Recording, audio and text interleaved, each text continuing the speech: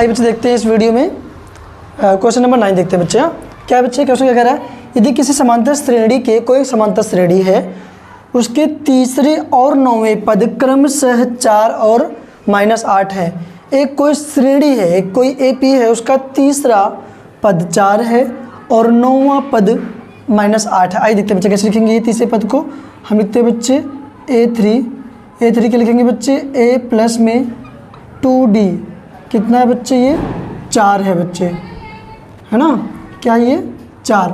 और बोल रहा है कि 9वां पद कितना है, उस एपी का 9वां पद कितना है, -8 है। तो बच्चे लिख लेते हैं बच्चे A9 equal to A plus में 8D कितना है बच्चे, -8 है, तो -8 कर दिया। समय है बच्चे। और क्या बोल रहा है, इसका कौन सा पद, भैया एक एपी है ना, उसका तीसरा पद दे रखा है इतना, चौथा 9 पद दे रखा है इतना, और बोलो उसी एपी का कौन सा पद ऐसा होगा जो शून्य होगा, जो 0 होगा, है ना। क्योंकि आप देखो -8 में भी दे रखा है, तो हम ऐसा मान लेते हैं कि वो पद nवां पद होगा जो कि क्या होगा, शून्य होगा, ऐसा मान लेते हैं हम। चलो यहाँ लिख लेते हैं बच्चे, क्या माना nवां पद, nवां पद शून्य होगा। nवां पद को किस लिखते हैं बच्चे, nवां पद क्या लिखते हैं, an लिखते हैं ना बच्चे, an।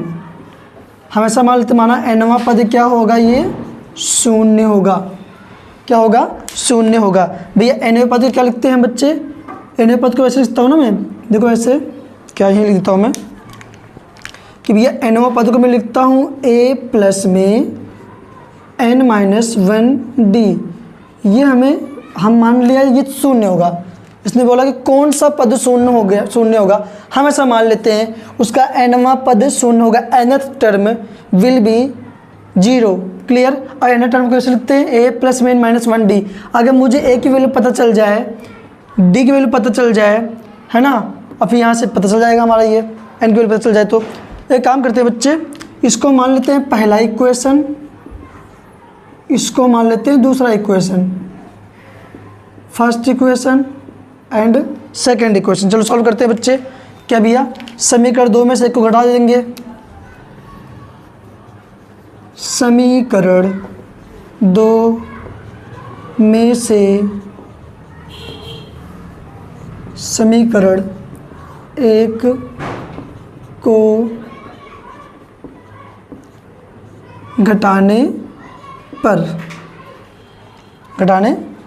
कैसे घटाएंगे बच्चे, देखते हैं। हमारा मार्कर भी ना भाई साहब, देखो बच्चे, दूसरा क्या है, ये वाला है, लिख देते हैं यहाँ पे, क्या A प्लस में 8D इक्वल टू -8। और पहला क्या है, यहाँ पे ये A plus 2D equal to 4। Subtract करते हैं बच्चे, क्या करते हैं, सब्ट्रैक्ट कर देते हैं। भैया यहाँ प्लस है तो माइनस, प्लस है तो माइनस, प्लस है तो माइनस। अब क्या होगा बच्चे, इस चिन्ह का इससे मतलब है, इस चिन्ह का इससे मतलब है, इस चिन्ह का इससे मतलब है, तो यहाँ प्लस माइनस माइनस कट गया मेरे बच्चे, है ना। अब क्या होगा भैया, 8 में से 2 गया, बचेगा 6D, है ना। अब यहाँ पे माइनस माइनस प्लस, और प्लस मतलब जोड़ना, 8 और 4 कितना आएगा, 12। दोनों बड़ा कौन सा है, -8, मतलब 8 बड़ा है, 8 सामने कौन साइन है, माइनस का, तो माइनस साइन लगा दिया बच्चे यहाँ पे। अब देखते हैं बच्चे, डी ये रहने देते हैं, माइनस में 12 अपॉन में 6, 6 1 जा 6, 6 2 जा 12, तो डी की वैल्यू कितना में मिला, माइनस में 2। क्या मिला बच्चों, माइनस में 2। ये किसकी वैल्यू है, डी की में बच्चे, डी की यहाँ पास डी की वैल्यू आया है ना। अब इस डी की वैल्यू को फर्स्ट में देते हैं बच्चे, आप यहाँ करते हैं, क्या लिखते हैं, यहाँ सॉल्व कर लेते हैं ना बच्चे। डी का मान समीकरण 1 में रखने पर, तो ये डी का मान रख लेते हैं समीकरण 1 में। क्या है हमारा, ये रहा A प्लस में 2D है, A प्लस 2 इंटू में D की वैल्यू कितना है, -2, यहाँ पे माइनस में 2 इक्वल टू कितना है 4, ध्यान देना, कुछ बच्चों को इतना भी नहीं पता होता, अगर नहीं पता ध्यान दे, शर्माने वाली बात नहीं है। 2 और d के बीच में गुणा का चिन्ह होता है, मल्टीप्लाई साइन होता है, तो 2 लिखा यहाँ पे ये, और d की वैल्यू हमने कितना फाइंड किया, -2 अभी निकाला आप सामने ना, तो ये -2 यहाँ रख दिया, और दोनों चिन्ह पास पास में अच्छा नहीं लगता लिखना, और लिखा नहीं होता, तो इसलिए मैं ब्रैकेट लगा दिया मैंने। अब क्या होगा बच्चे, देखो यहाँ पे ये a प्लस माइनस माइनस 2 2 जा 4 इक्वल टू 4, यहाँ से a इज इक्वल टू ये 4 तो पहले से ये 4 माइनस होता क्या आएगा, प्लस में a इक्वल टू 8। तो भैया a की वैल्यू कितना हमारे पास आया बच्चे, यहाँ पे 8 आया, a की वैल्यू बच्चे आया 8 हमारे पास।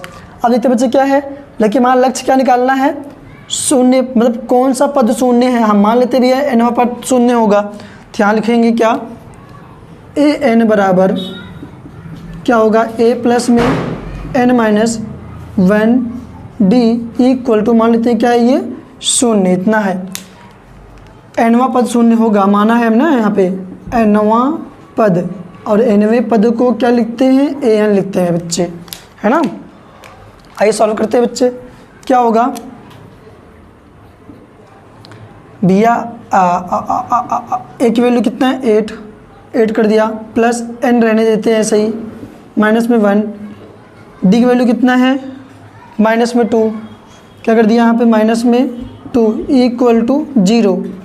भैया 8 प्लस में है, इधर क्या आएगा माइनस में, ये n माइनस में 1 मल्टीप्लाई माइनस में 2 इक्वल टू माइनस में 8, है ना बच्चे, इतना हुआ।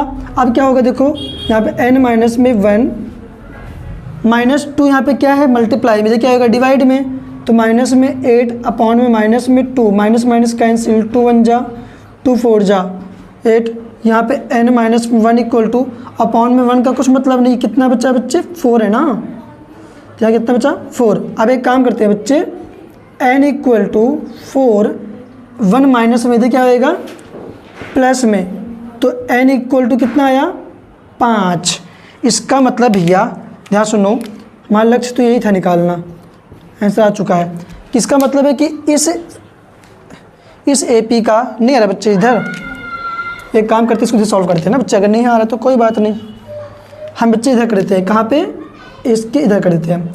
तो भैया यहाँ पे ये n माइनस में 1 इक्वल टू, अगर 4 है n is equal to 4, 1 minus में इधर क्या आएगा प्लस में, तो n इक्वल टू 5, है ना, n इज इक्वल टू 5, हमारा आंसर बच्चे ये है। तो हमने माना था, क्या माना था कि भैया इसका कौन सा पद, ये जो AP है पहला पद शून्य, पहला पद 0 होगा कि दूसरा पद, तीसरा हमें पता ही नहीं था, अब पता चला भैया इसका कौन सा पद 0 होगा, पांचवा पद क्या होगा भैया इसका 0 होगा। तीसरा पद इसने खुद बोला था कितना है, तीसरा पद 4 था, 9वां पद -8 है, लेकिन तीसरा पद जाके क्या होगा बच्चे, ये सॉरी पांचवा पद क्या होगा जाके बच्चे 0 होगा। ये वेरी सिंपल बच्चे, वेरी इंटरेस्टिंग, अप्लाई करते रहो।